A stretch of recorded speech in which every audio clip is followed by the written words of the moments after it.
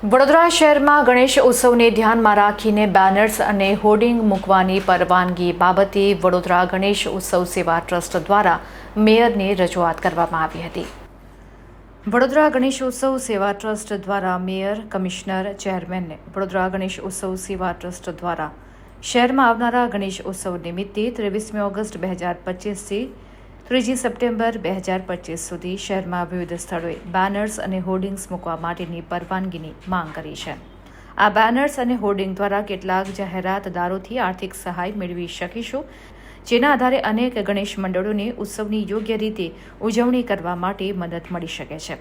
જેને લઈને mayor, commissioner અને ચેરમેનને આ બાબતની રજૂઆત કરવામાં આવી છે। तो आ उत्सव प्रियता पण ऊंची थशे એટલે આપને રિક્વેસ્ટ છે કે આપ આનું આયોજન જે છે 15 દિવસ માટે આપ તમામ ગણેશ મંડળોને બેનર હોલ્ડિંગ અને ગેટની આપ પરવાનગી આપશો સાહેબ। શહેરની અંદર બેનર અને હોલ્ડિંગ પર પ્રતિબંધ છે। આ બેનર હોલ્ડિંગ પ્રતિબંધ ગણેશોત્સવના 15 દિવસ પૂરતો હટાવવાની અંદર આવે એવી અમારી આપને અપીલ છે, કેમ કે વડોદરા ગણેશ ઉત્સવની અંદર ગણેશોત્સવ એ ખૂબ જ આસ્થા અને શ્રદ્ધા સાથે ઉત્સવ જે ઉજવાય છે આપણા વડોદરા શહેરની અંદર, એના માટે ખાસ અમે આવ્યા છે। બેનર હોલ્ડિંગ પર અત્યારે બેન છે, પણ આ જે બેનર હોલ્ડિંગના એડવર્ટાઇઝ પેટે જે મંડળને ફંડ મળે છે એનાથી ખૂબ સારું આયોજન વડોદરા શહેરની અંદર ગણેશ મંડળો કરી શકે છે। અને કશે ને કશે આ ગણેશ મંડળો આપણા સનાતન હિન્દુ ધર્મના સૌથી મોટા પ્રચારક છે। તો અમારી એટલી રિક્વેસ્ટ છે કે આપ જે 12-13 દિવસનો જે સમય પીરિયડ ખરો એ સમય પીરિયડની અંદર આપ આની પરવાનગી આપશો, એ લોકોના બેનર હોલ્ડિંગ ના કરશો તો ખૂબ સરસ રીતે ઉત્સવનું આયોજન થઈ શકશે, એવી અમારી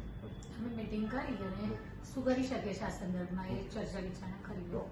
આજરોજ વડોદરા ગણેશોત્સવ સેવા ટ્રસ્ટના સભ્યો, કોર્પોરેશન ખાતે મ્યુનિસિપલ કમિશનર સાહેબ, મેયર સાહેબ અને ચેરમેન સાહેબને આવેદનપત્ર આપવા માટે આવ્યું છે કે ગણેશોત્સવ એ આપણા વડોદરા શહેરની અંદર, આપણા ભારત દેશની અંદર ખૂબ આસ્થા અને શ્રદ્ધા સાથે ઉજવાતો ઉત્સવ છે।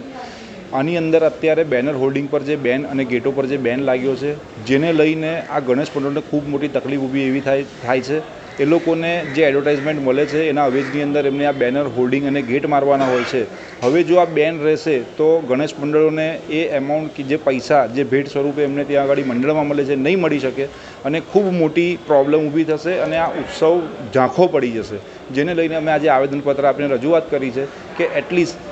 23 તારીખથી લઈ અને સપ્ટેમ્બરની 3 કે 5 તારીખ સુધી આ બેનર હોલ્ડિંગ અને જે રોડો પર જે ગેટ લાગે છે એની પરવાનગી આપવામાં આવે।